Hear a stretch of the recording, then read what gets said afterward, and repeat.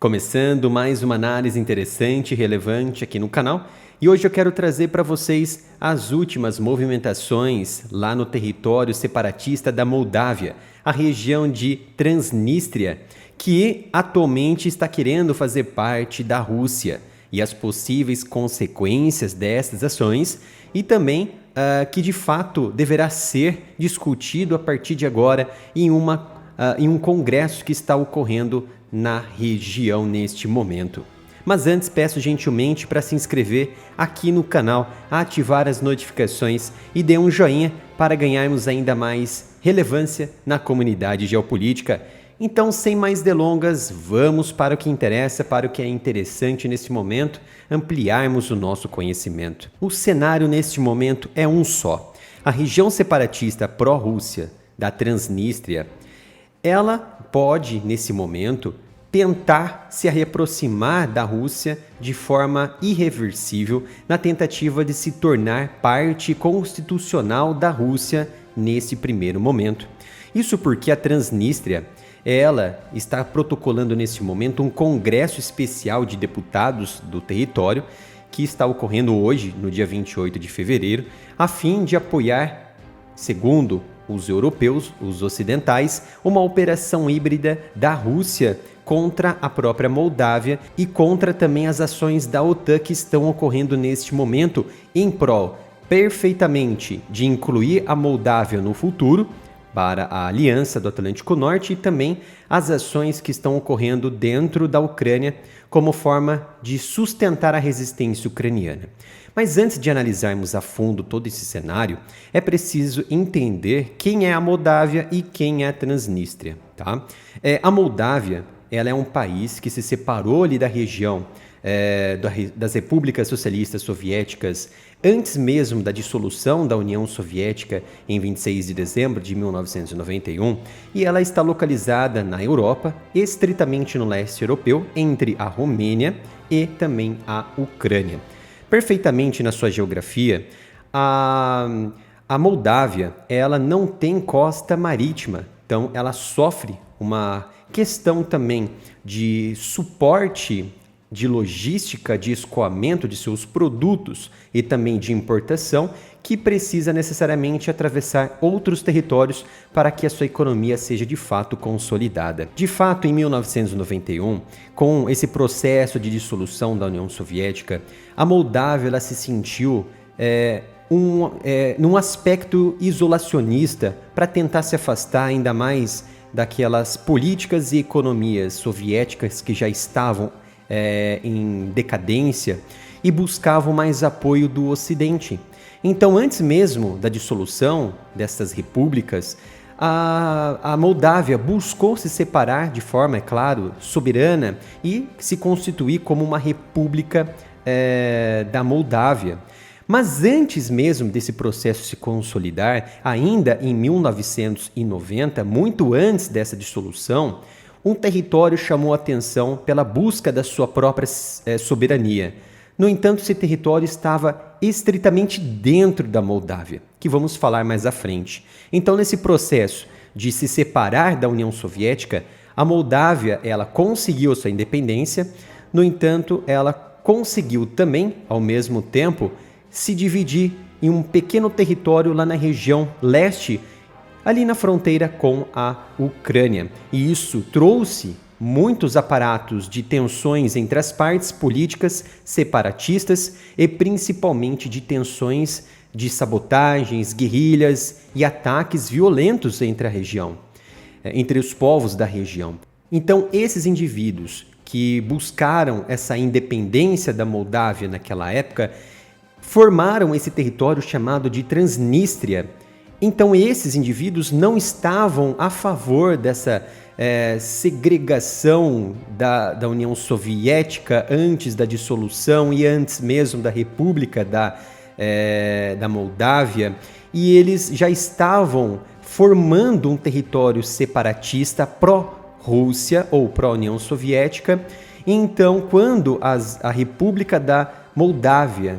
tornou-se uma república independente e soberana da União Soviética, esse território da Transnistria não aceitou e não acatou essas ordens de uma só nação. Então a região ela ficou conhecida, é claro, como Transnistria. Trata-se de uma região separatista, sim, que é pró-Rússia no leste da Moldávia, que faz ali muita fronteira com a Ucrânia, e ela tem hoje uma população de ao menos 470 mil habitantes, que declarou ilegalmente a independência ainda em 1990, muito antes, como havia dito, da República da Moldávia. O interessante é que há ainda nesse território militares russos que fazem parte de 2 batalhões de infantaria motorizada do Distrito Militar Ocidental na região da Transnistria desde 1992. E, no entanto, nem a Rússia e também nem os membros das Nações Unidas reconheceram a soberania da Transnistria. Então, a região é considerada, tanto pela ONU quanto pela Rússia, como não soberana e não independente, que faz parte de uma só nação, que é a nação da Moldávia. Então, as relações com a OTAN, propriamente um dos objetivos claros que a Moldávia ela buscou para se tornar independente, veio logo depois da dissolução da União Soviética em 1992, quando a Moldávia ela aderiu ao Conselho de Cooperação do Atlântico Norte. Então hoje, com a guerra na Ucrânia, a Rússia ela veio ganhando mais espaço e a OTAN também ganhou cada vez mais espaço rumo às fronteiras da Rússia. E a Rússia ela ganhou mais espaço estritamente na guerra na Ucrânia, principalmente no leste da região, no oeste da região de Donetsk. Então a Moldávia ela não é um membro, tá, da OTAN, mas a sua influência política do Ocidente e também da Aliança do Atlântico Norte, a maior aliança militar do planeta, fez com que a região se tornasse uma região estrategicamente importante para a Ucrânia, OTAN e também para a Rússia. E principalmente agora, com essa aliança do Atlântico Norte buscando e também vem trazendo à tona a possibilidade de tropas pisarem na Ucrânia, mesmo tendo sido ali uma abertura meio que isolacionista por parte de Macron e também do polonês Duda, isso mostra que as intenções reais da OTAN de também se expandir na região e lutar diretamente contra uma Rússia cada vez mais não recuada, mas também cercada por conta desse expansionismo. Então, esses suprimentos de apoio pessoal e também de material da OTAN para a Ucrânia é visto como uma afronta a essas operações e guerra da Rússia, e que a Rússia busca agora também estreitar essas relações com a Transnistria e buscar esses separatistas mais nas mãos de Moscou, nas mãos do Kremlin. E isso é importante para trazer um melhor cenário a favor da Rússia em relação às políticas que a OTAN e também a União Europeia vem impondo sobre todas essas áreas e essas regiões que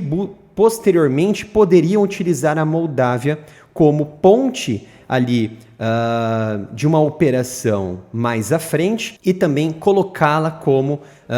uma nação futura da OTAN. Então, se você causa um descontentamento numa região importante como a Transnistria, você causa uma possível guerra de separação ali na região, como ocorreu em Donbas desde 2014. Isso impede que, no futuro, a OTAN possa englobar a Moldávia como, por exemplo, a 33ª ou 34ª nação, né,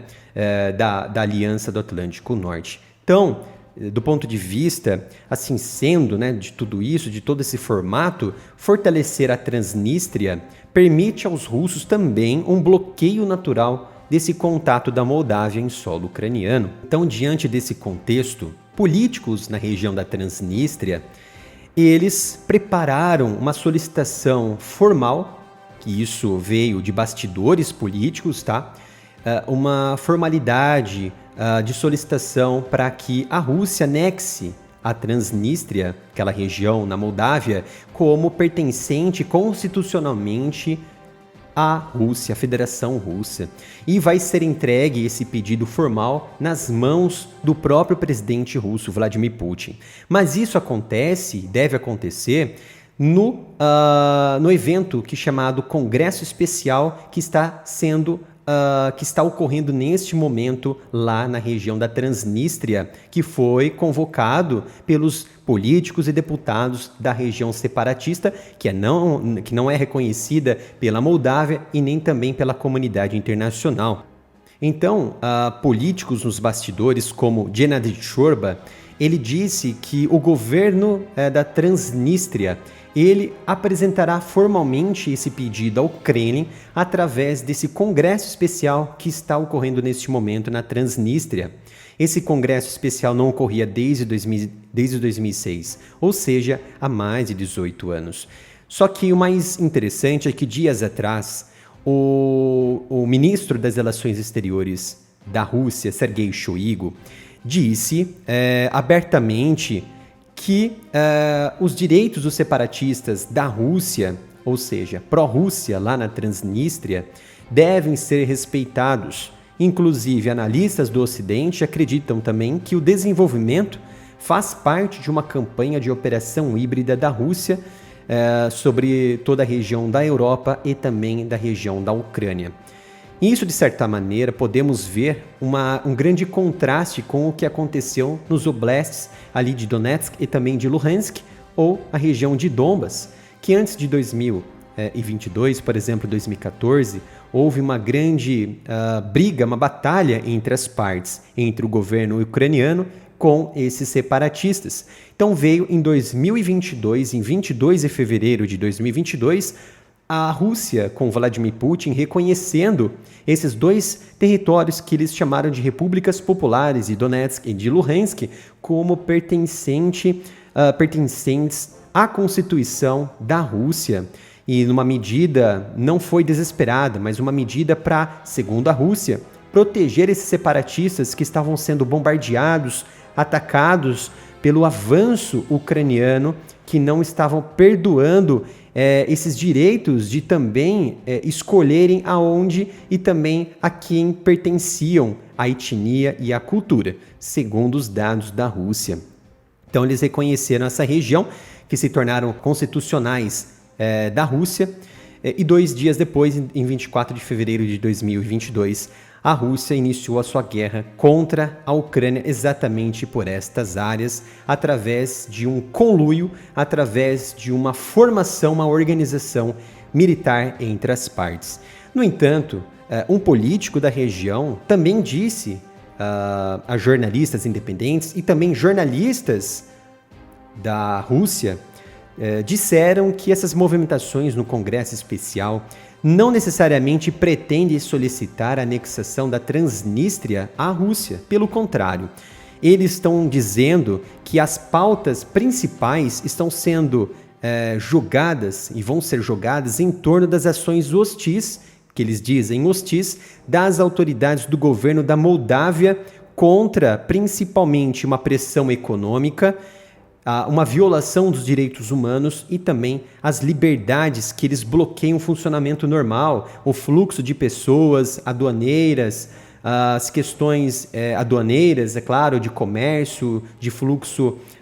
migratório ou de circulação. Então, é um movimento que eles estão tentando ir contra, criar-se políticas e também atrair a atenção de nações como a Rússia para resolver esse contexto pessoal com a capital Chisinau, capital da Moldávia. No entanto, uma fonte que preferiu permanecer anônima disse para também jornalistas independentes, mídias independentes, que o Kremlin vê a região e os 2 outros estados, por exemplo, também na Geórgia, como ferramentas úteis para a sua guerra híbrida contra a Europa. Como havia dito, se você tem uma causa instável dentro da Moldávia, você não vai no futuro conseguir, por parte da Aliança do Atlântico Norte, a OTAN, conseguir colocar para dentro a Moldávia como um Estado-membro. No entanto, quando você tem uma instabilidade, é claro que a OTAN ela não vai absorver essa nação que está instável, porque ela não quer trazer guerra para si, porque senão teria que ativar os artigos subsequentes que tomam conta sobre esse tipo de caso, como o artigo 5º. Então, para que uma nação possa adentrar na aliança, é preciso ter estabilidade, também estabilidade militar, com o PIB relacionado à defesa mediante as regras da OTAN, da aliança, para assim ser integrada numa aliança, a maior aliança militar do planeta.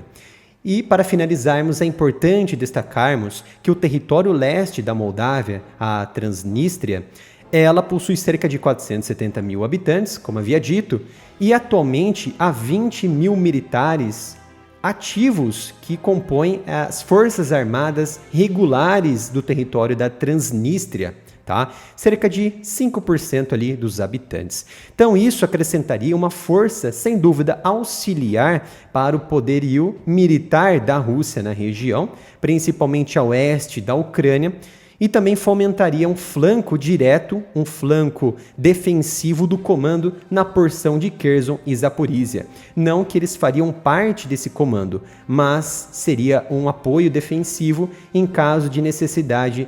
das tropas russas que atuam lá na região norte da Crimeia, nas porções de Kherson e Zaporizhia. Espero que tenham gostado desta análise, deste vídeo. Peço gentilmente para se inscrever no canal, ativar as notificações, dê um joinha, dê um curtir, compartilhe o vídeo para que possamos ganhar ainda mais relevância na comunidade geopolítica e que isso vai ajudar e muito o meu trabalho. Espero que tenham gostado e nos vemos no próximo vídeo aqui no canal.